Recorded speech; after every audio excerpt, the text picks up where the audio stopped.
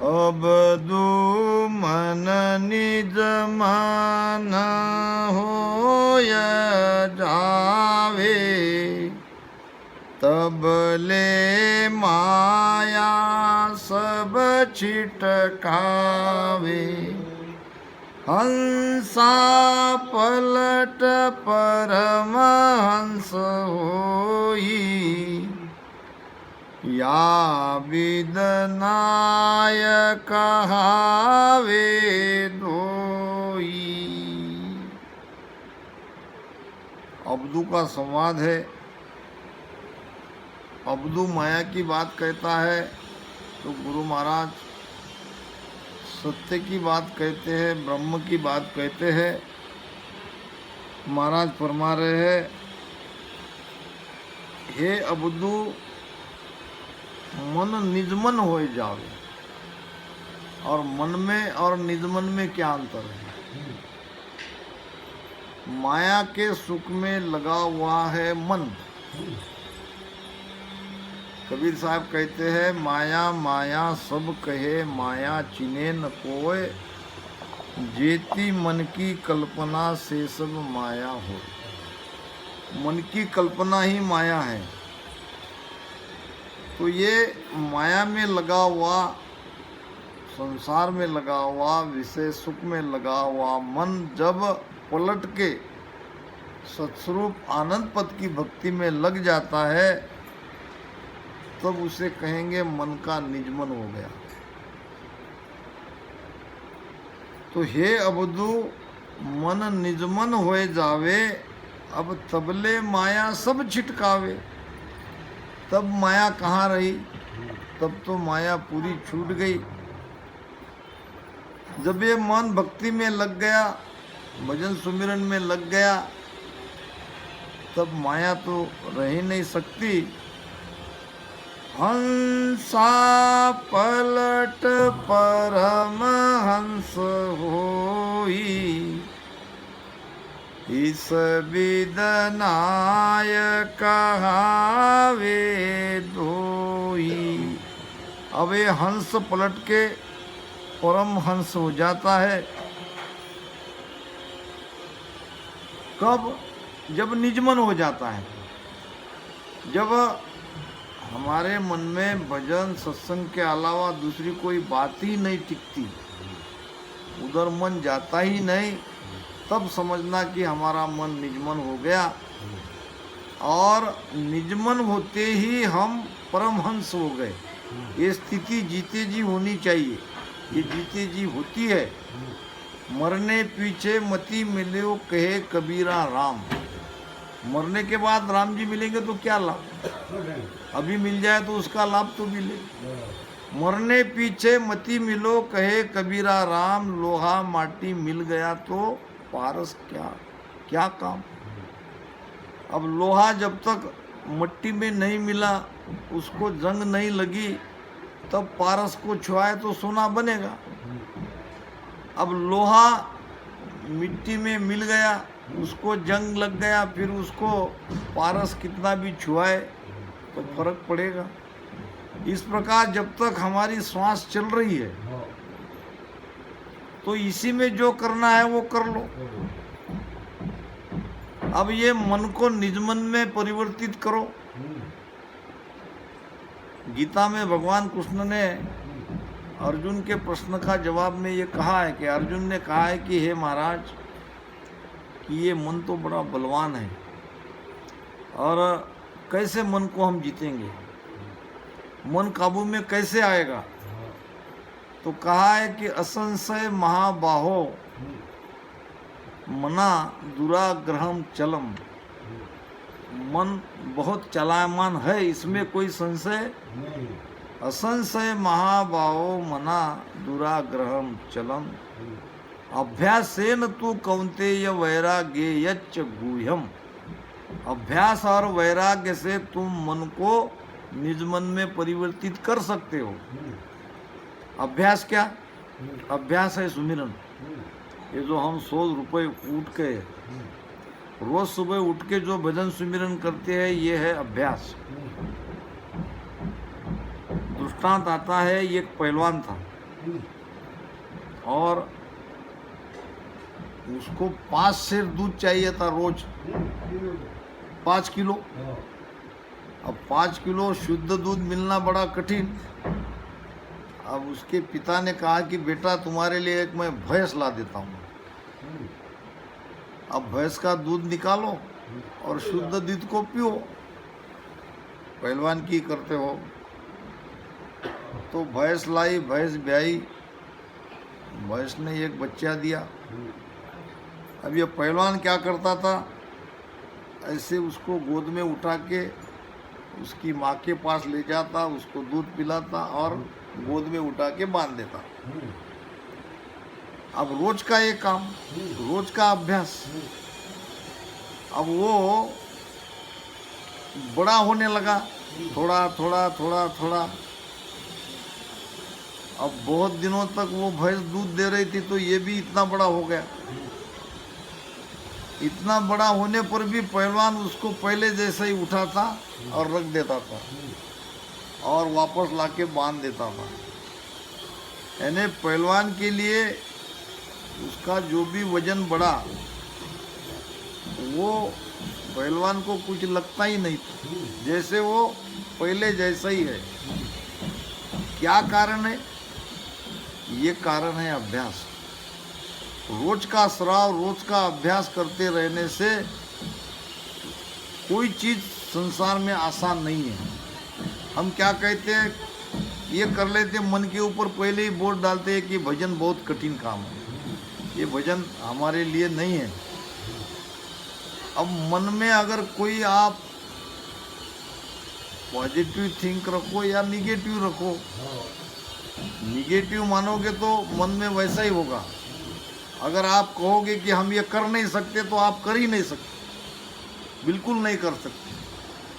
अगर आप मन के अंदर में ये विश्वास पैदा कर सकते हो कि हाँ हम बैठ सकते हैं, 3 घंटे नहीं 4 घंटे बैठ सकते हैं, तो आप बैठ सकते हैं।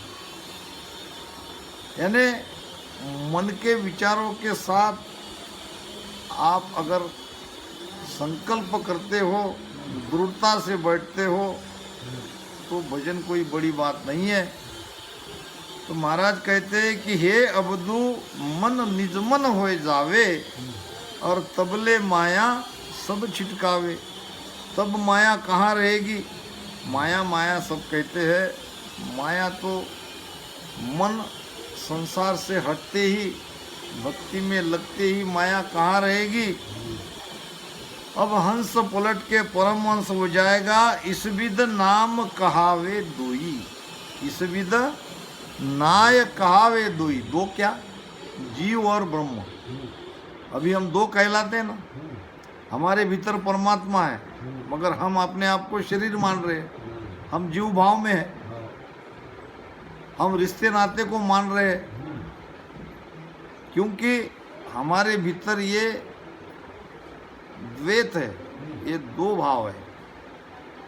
तो ये दो भाव कब मिटता है? जब हंस परमहंस हो जाता है। ओ स्वामी जी धरणो माया करणो माया, उलट पलट सोई माया। ये सब भेद तबे सिर स्वामी, माया मद बताया। अब ये अब्दू कहता है, मन कहता है महाराज को कि आप मन का निजमन होने की बात कह रहे हो, हंस को परमहंस होने की बात कह रहे हो, तो इसके लिए कुछ करना तो पड़ेगा, कोई उपाय तो करना पड़ेगा। तो जो भी उपाय करोगे वो तो माया ही है। अब ध्यान सुमिरन करेंगे तो धरणो माया करणो माया, उलट पलट सोई माया। अब ये ध्यान भी हम करते हैं तो माया के शरीर से ही तो कर रहे हैं, 52 अक्षर से ही तो कर रहे हैं, रचना से तो राम राम रटन कर रहे हैं। ये जो कुछ भी हम कर रहे हैं ये सब माया ही तो है। धरणो माया करणो माया उलट पलट सोई माया, उलट के पलट गए तब भी तो माया से ही पलटे, तब भी तो हमने माया का ही आधार लिया। ये सब भेद तबे सिर स्वामी, माया मद बताया। ओ स्वामी यानी सदगुरु सुखराम जी महाराज, ये तो सब कुछ जो हम कर रहे हैं ये माया ही है, ऐसा मुझे बताया गया है। तब आप कहो कि कैसे मन का निजमन हो जाए, कैसे हंस परमहंस हो जाए। महाराज कह रहे हैं मन के लिए, हे अब दो माया नाम जब मिटावे, तब जन चल चवथे पद जावे। तीन लोक में तिरगुण माया, चवथे पद निरंजन पाया। हे अब्दू, आप जो कह रहे हो ये सब सत्य है। जो भी हम ध्यान कर रहे हैं माया के शरीर के ही द्वारा, और माया का ही नाम रटन कर रहे हैं। हे अब्दू, माया नाम जब मिटावे, मगर एक स्थिति ऐसी आती है, ये 3 लोक तक तो ये सब रहता है, ये माया ही माया है। एक स्थिति ऐसी आती है कि ये सब छूट जाता है, सांसा से परे हो जाते हैं, मन बुद्ध चित्त अहंकार से परे हो जाते हैं, गुणों के परे हो जाते हैं, और वहाँ विचार भी हमारे पैदा नहीं होते। ऐसी स्थिति जब आती है तो हम चले जाते हैं चौथे पद में। 3 पद के आगे तो इसीलिए कहा है कि राम नाम सतपंथ है, चौथे पद को जाए, और पंथ सुखराम कहे फिर गोता खाए। ये राम नाम आपको चौथे पद में ले जाएगा। अब चौथे पद में कौन जाएगा? सब चौथे पद में नहीं जा सकते। संतो चौथे पद नहीं जावे, ओ संतो चौथे पद नहीं जावे। राम उणी का राजा महाराजा, राम उणी का राजा महाराजा, वे अमराव कहावे, वो संतो चौथे पद नहीं जावे, ओ संतो चौथे पद नहीं जावे। सुन प्रहलाद सुरग लग पूगा, इंदर पदवी पाई, मेरे रामा इंदर पदवी पाई। ध्रुव अटल आकाश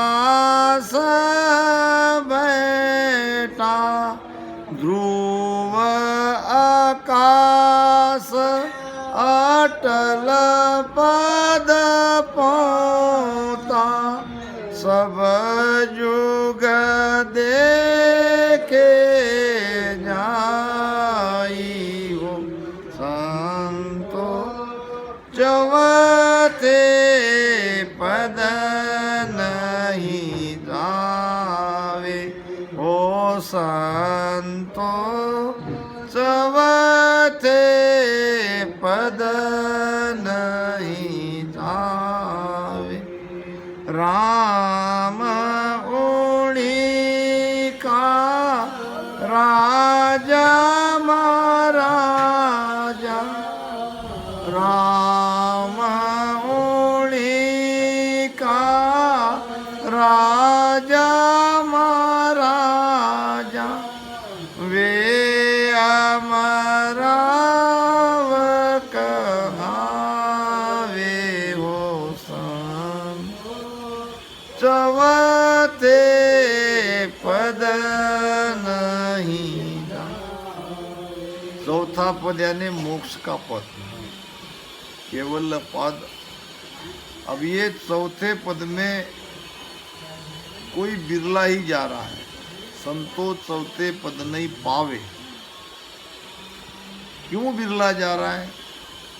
राम उन्हीं का राजा महाराजा, ये बड़ी बात महाराज कह रहे हैं। राम जी का रटन तो हम कर रहे हैं, मगर उसको अगर कुछ देने वाला आप समझते हो तो इसका मतलब क्या आपको मोक्ष नहीं चाहिए? आपको कुछ न कुछ सुख की प्राप्ति चाहिए, उसके लिए आप भजन सुमिरन कर रहे हो। और यही हुआ।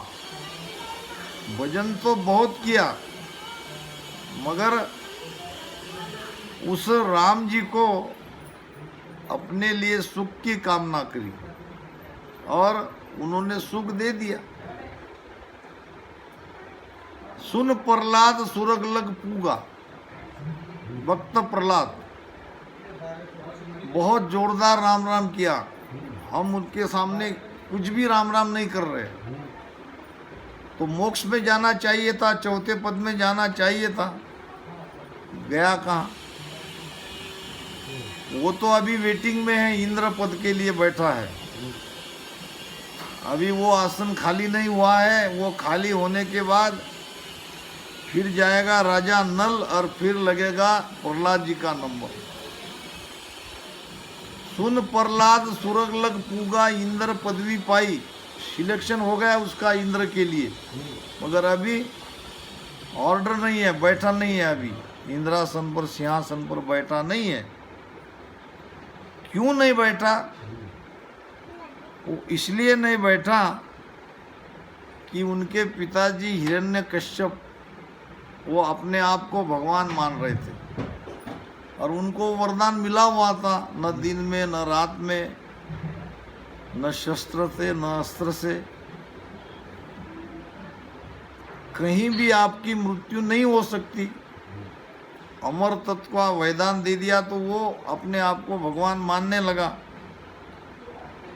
मगर जब प्रहलाद ने वो श्रीयादि कुंभारिन को देखा कि वो तो कोई राम राम राम राम राम राम कर रही थी, पूछा कि तुम ये किसका नाम ले रही हो? सारी प्रजा मेरे पिता का नाम ले रही हो और तुम किसका नाम ले रही हो? तो श्रीयादि ने कहा, बेटा तुम्हारे पिताजी के भी ऊपर एक परमात्मा बैठा है जिसका नाम है राम, तो क्यों ले रही हो?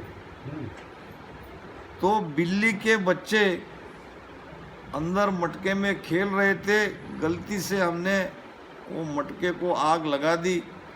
अब उसकी प्राण की रक्षा के लिए मैं परमात्मा को पुकार रही हूँ। क्या राम जी तुम्हारे इस प्रार्थना को सुनेंगे? श्रीयादि कहने लगी, बेटा क्यों नहीं सुनेंगे? सच्चे दिल से अगर प्रार्थना की गई तो राम जी सुनेंगे। फिर कहा कि जब तक मैं नहीं आऊँगा तब तक नहीं खोलना।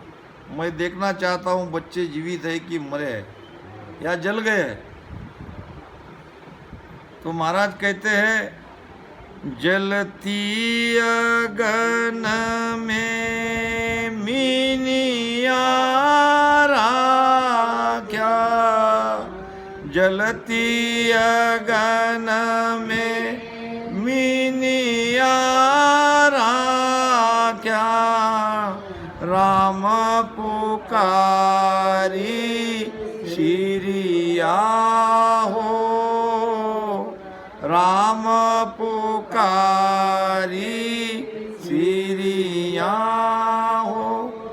राम कहत समतिरिया साधो, अंत कहूँ नहीं फिरिया हो, अंत कहूँ नहीं फिरिया हो। साक्षात त्रेता युग में ये घटना घटित हो चुकी है। जब वो समय आया, आग बुझाई गई, आग से एक एक मटका बाहर निकाला गया, सब पके हुए थे और श्रीयादे राम राम करते करते एक एक मटका निकाल रही थी। प्रहलाद देख रहे थे। जब आखिरी के कुछ मटके रहे, वो रहे कच्चे, जले ही नहीं, और उसमें बिल्ली के बच्चे खेल रहे थे। अब इतनी आग ऊपर से लगने के बाद भी जिस मटके में वो बच्चे थे, वो मटके 4-5 मटके जले ही नहीं। जलती अगन में मिनिया राख्या, उस राम जी ने जलती हुई आग में बिल्ली के बच्चे का प्राण बचाया। राम पुकारी श्रिया हो। अब श्रियादे के अंदर भाव था, विश्वास था, वो विश्वास से पुकार रही थी और हुआ भी वैसा जैसा वे चाहती है। ये सब प्रहलाद ने देखते ही राम जी का भजन वो उस दिन से करने लगा। प्रहलाद की गुरु ही श्रीयादे कुंवारी ने। तो प्रहलाद राम राम करने लगा, मगर राम राम करने से गया कहाँ, तो स्वर्ग में गया। क्यों गया? कि उन्होंने परमात्मा से मांगा। परमात्मा के लिए भजन करना चाहिए, परमात्मा से कुछ मांगने के लिए भजन सुमिरन नहीं करना चाहिए। महाराज कहते हैं, मैं व्यापारी ज्ञान का और बिन जनई को, जे चाहो तुम मुख तो, ज्ञान बिन जलो जोय, ज्ञान बिन जलो जोय, कसर राखो मत कोई, जो चाहो सोई ज्ञान आण बूझो मुझ सोई। सुख राम ईसा देवाल है कोई लेवनहार, अमर लोक ले जावसु, तामे फेरन सा। मैं व्यापारी ज्ञान का, संत ज्ञान का व्यापार करने के लिए आए। संत तुम्हें सुख देने के लिए नहीं आए, संत तुम्हें बच्चा देने के लिए नहीं आए, संत तुम्हें धन देने के लिए नहीं आए। संत तुम्हारी बेटी का शादी ब्याह कराना, नौकरी लगाने के लिए, और ये चीज़ें संत के पास जाके मांगनी ही नहीं चाहिए, क्योंकि वो तो व्यापारी है ज्ञान के। और हम छोटी छोटी आकांक्षाएं, छोटी छोटी हमारी इच्छाएं लेके वहाँ जाते हैं, तो इससे कल्याण नहीं होगा। बादशाह अकबर का मित्र था एक फकीर, और फकीर की बादशाह अकबर के पास बड़ी पैठ थी। बेरोक ठोक कभी भी वो बादशाह अकबर के महल में जा सकता था, कोई सिपाही उसे रोक नहीं पाते थे, क्योंकि सबको पता था कि ये बादशाह अकबर का मित्र है। एक दिन गांव के मुसलमान लोगों ने उस फकीर को कहा कि हमने ये तय किया है कि गांव में एक मस्जिद होनी चाहिए, तो हम तो अपनी तरफ से कुछ चंदा जमा करते ही है, मगर इतने से मस्जिद नहीं बनेगी। तो आपकी बादशाह अकबर के पास काफ़ी अच्छी जान पहचान है, आपको वो मानते हैं, तो थोड़ा सा मस्जिद के लिए चंदा सरकारी खजीने से मिला देना।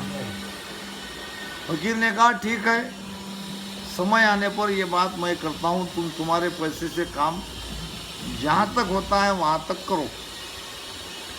अब धीरे धीरे मस्जिद बनना प्रारंभ हो गया और कुछ दिनों में काम बंद हो गया, क्योंकि पैसा। अब फकीर को लगा कि अब तो राजा अकबर के पास जाके इनकी मदद करनी ही चाहिए। तो मदद मांगने के उद्देश्य से फकीर गया बादशाह अकबर के महल में। जैसे कि किसी ने उन्हें रोका नहीं, किसी ने टोका नहीं, सीधा गया। देखा तो बादशाह अकबर अल्लाह को प्रार्थना कर रहे थे नमाज पढ़ के, हे अल्लाह मुझे और धन दो, मुझे सारा जगत का स्वामी बनाओ।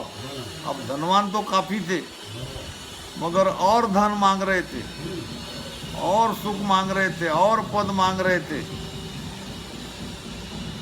अब जब बादशाह अकबर को मांगते देख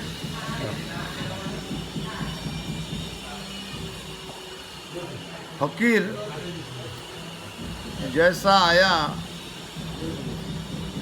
वैसा चुपचाप निकलने लगा, तो बादशाह अकबर को उसकी आहट सुनाई दी। बादशाह अकबर ने पूछा कि भाई अरे फकीर, आए भी और चली भी गए क्यों? तो फकीर कहने लगा आया था कोई काम से। तो फिर कहो क्या चाहिए, वापस क्यों जा रहे बिना कहे? अब ऐसा है बादशाह सलामत कि जब मैंने आपको ही मांगते देखा तो मेरा आपसे मांगने का विचार ही त्याग दिया। आप भी तो धन की प्रार्थना कर रहे थे अल्लाह ताला के पास नमाज अदा करके, तो जब आपको ही चाहिए तो आपके पास से मुझे कैसे मिलेगा? तो बादशाह अकबर ने उसे कहा कि नहीं नहीं ऐसी बात नहीं है, आओ तुमको क्या चाहिए मैं सरकारी खजाना से दिलवा देता हूँ। कहने का मतलब मांगने वाले से हम मांगेंगे तो कैसे मिलेगा? हमको तो देने वाला दाता है, मगर उसके सामने मांगना कोई ये भौतिक सुख की कामना नहीं करनी है। मैं व्यापारी ज्ञान का और बिनज नहीं कोय, जो चाहो तुम मोक तो ज्ञान बिनज लो जो। कबीर साहब कहते हैं कोई आवे बेटा मांगे, आद गुसाई दीजे जी। संत के पास कोई बेटे की कामना लेके जाते हैं कि हमें बेटा दो, हम पर कृपा करो। कोई आवे धन का प्यासा, रुपया पैसा लीजिए जी। कोई आते हैं धन मांगने के लिए, जितना चाहिए धन आपको चढ़ावा में चढ़ा देंगे, मगर हमें धनवान बनाओ। कोई चाहे ब्याह सगाई, ये सब मुझे दीजिए जी। कोई चाहते हैं कि भाई हमारी बेटी का ब्याह हो जाए, उसकी सगाई हो जाए। साचे का कोई ग्राहक नहीं, झूठे जग पतीजे जी। संत के पास जो चीज है उसका तो कोई ग्राहक नहीं है, और ये झूठी यानी माया के सुख की बातें ही लाते हैं। और कहे कबीर इन अंधों को क्या दीजिए जी। अब ऐसे ज्ञान अंधों को मैं क्या दूं? तो संत के पास जब जाते हैं तो अपना स्वार्थ नहीं रखना चाहिए, ज्ञान के लिए ही जाना चाहिए। जो तुम चाहो मोख तो ज्ञान बिनज लो जोय, ज्ञान बिनज लो जोय, कसर राखो मत कोई। ज्ञान सुनने में लेने में कोई कसर मत रखो। भोजन और भजन में कसर नहीं रखनी है। कसर रखेंगे तो आगे इसका परिणाम भुगतना पड़ेगा। भोजन में कसर रखेंगे तो जल्दी भूख लग जाएगी, भजन में कसर रखोगे तो वो श्वासा खत्म हो जाएगी, फिर आगे क्या करोगे? कसर राखो मत कोई, सुखराम ईसा देवाल है। है कोई लेवनहार, अमर लोक ले जाओ सु तामे फेर अनुसार। तो मैं तो अमर लोक में ले जाने के लिए आया हूँ, अमर लोक की प्राप्ति का ही ज्ञान मुझसे मांगना चाहिए।